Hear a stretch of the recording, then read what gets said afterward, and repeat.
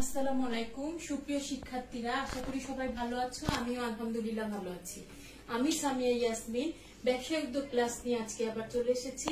আমরা আলোচনা করছিলাম চতুর্থ অধ্যায় মালিকানার ভিত্তিতে ব্যবসায়। বিগত ক্লাসগুলোয় আমরা এক মালিকানা কারবার এবং অংশীদারি ব্যবসা নিয়ে আলোচনা করেছি। আজকে আমরা জানবো যৌথ মূলধনী ব্যবসায় সম্পর্কে।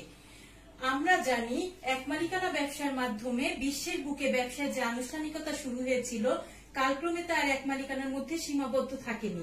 এর কিছু সীমাবদ্ধতার কারণে কিছু অংশীদার মিলে অংশীদারি ব্যবসায় শুরু করে, কিন্তু অংশীদারি ব্যবসায় দেখা যায় যে কিছু সমস্যা দেখা দিচ্ছে। একসময় মানুষের চাহিদা, প্রয়োজনীয়তা ব্যবসায়ের আওতা আরো বৃদ্ধি পেতে থাকে, যার ফলশ্রুতিতে আইনের ভিত্তিতে সৃষ্টি হয় অধিক মূলধন ও বৃহদায়তনের যৌথ মূলধনী ব্যবসায়, যা কোম্পানি সংগঠন নামেও পরিচিত। মূলত শিল্প বিপ্লবের কারণে উৎপাদন ব্যবস্থার যে ব্যাপক পরিবর্তন সাধিত হয়, তার সাথে সাথে ব্যবসায় সংগঠনের প্রকৃতি ও আওতায় ব্যাপক পরিবর্তন আসে। আমরা দেখতে পাচ্ছি তাহলে শিল্প বিপ্লবের সময় থেকেই যৌথ মূলধনী ব্যবসায় শুরু হয়। সাধারণত যৌথ মূলধনী ব্যবসায় আইনের মাধ্যমে সৃষ্টি ও পরিচালিত হয়। সর্বপ্রথম কোম্পানি আইন পাশ হয় ব্রিটেনে 1844 সালে। ভারতে সর্বপ্রথম কোম্পানি আইন পাশ হয় 1850 সালে। এরপর 1913 সালে ভারত একটি আবার কোম্পানি আইন পাশ করে, যার উপর ভিত্তি করে বাংলাদেশের যৌথ মূলধনী কোম্পানি এতদিন পরিচালিত হয়েছে। এরপরে বাংলাদেশ 1994 সালে নিজস্ব একটি কোম্পানি আইন পাশ করে এবং অদ্যাবধি সেই আইনের দ্বারাই যৌথ মূলধনী ব্যবসায় পরিচালিত ও গঠিত হচ্ছে। তাহলে আমরা প্রথমেই দেখি যৌথ মূলধনী ব্যবসায় সংজ্ঞা। আইন দ্বারা সৃষ্ট পৃথক অস্তিত্ব সম্পন্ন কৃত্রিম ব্যক্তিসত্তার অধিকারী এবং সীমিত দায়ের এমন একটি প্রতিষ্ঠান যেখানে কতিপয় ব্যক্তি মুনাফা অর্জনের জন্য যৌথভাবে মূলধন বিনিয়োগ করে, তাকে যৌথ মূলধনী ব্যবসায় বা কোম্পানি ব্যবসায় বলে। তাহলে আমরা দেখছি যে যৌথ মূলধনী ব্যবসাটি অবশ্যই আইন দ্বারা সৃষ্ট, যেটা 1994 সালের আইন। এটা একটি পৃথক অস্তিত্ব সম্পন্ন এবং কৃত্রিম ব্যক্তিসত্তার অধিকারী, এর দায় সীমিত এবং এটি সবাই মিলে মূলধন বিনিয়োগ করে, অনেকে মিলে। তাহলে আমরা সংজ্ঞাটি দেখেছি, এবার আমরা দেখি এই সংজ্ঞার উপর ভিত্তি করে কি কি বৈশিষ্ট্য রয়েছে। এর বৈশিষ্ট্য কি রয়েছে? প্রথমে আইন সৃষ্ট। যৌথ মূলধনী ব্যবসাটি আইন দ্বারা সৃষ্ট। এটি 1994 সালের কোম্পানি আইন দ্বারা পরিচালিত, গঠিত এবং নিবন্ধিত এবং সেই অনুযায়ী অদ্যাবধি চলে আসছে। কৃত্রিম ব্যক্তি সত্তা।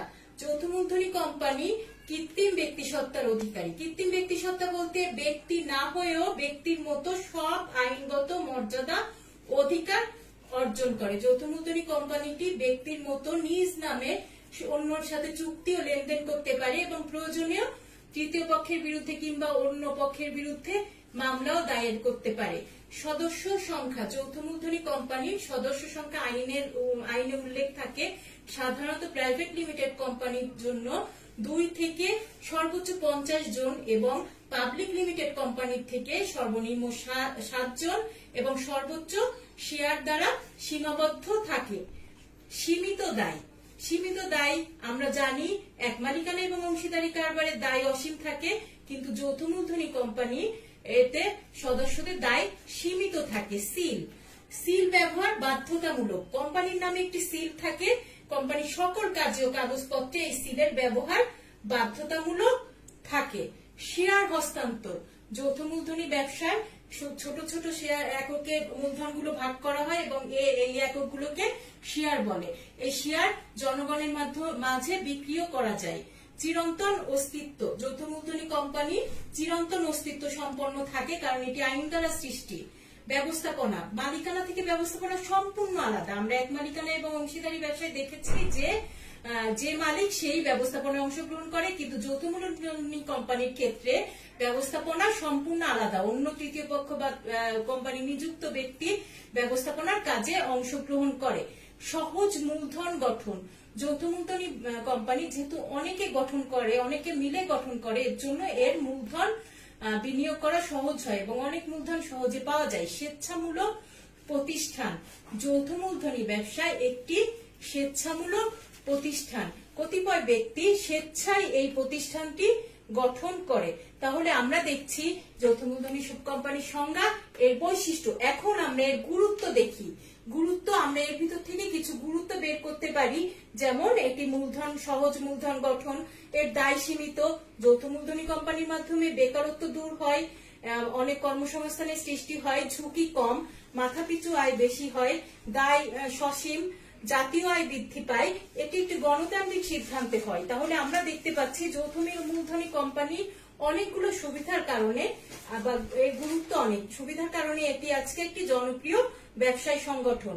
2 দশক যাবৎ বাংলাদেশে অনেকগুলো পাবলিক লিমিটেড কোম্পানি প্রতিষ্ঠিত হয়েছে, যেগুলো দেশের অর্থনৈতিক উন্নয়ন ও কর্মসংস্থান বৃদ্ধিতে অবদান রাখছে। তাহলে আজকে আলোচনা এখানে শেষ করি। আমি একটু সৃজনশীলটা আলোচনা করা হয় না, আজকে একটু সৃজনশীল আলোচনা করে দেই। যেমন জাহিদ ও 30 জন বন্ধু মিলে একটি কোম্পানি গঠন করে, কোম্পানির নাম রহমান এন্ড সন্স।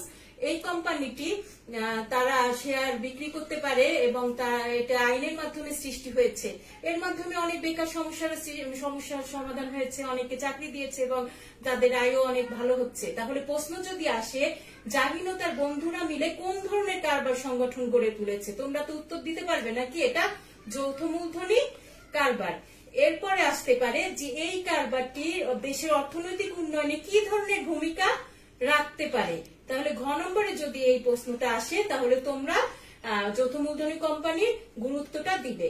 আজ এ পর্যন্ত। তোমাদের বুঝতে কোনো সমস্যা হলে কমেন্ট বক্সে জানাবে। আজকে আমি আসি। আসসালামু আলাইকুম। সবাই ভালো থাকবে, স্বাস্থ্যবিধি মেনে চলবে। আল্লাহ হাফেজ।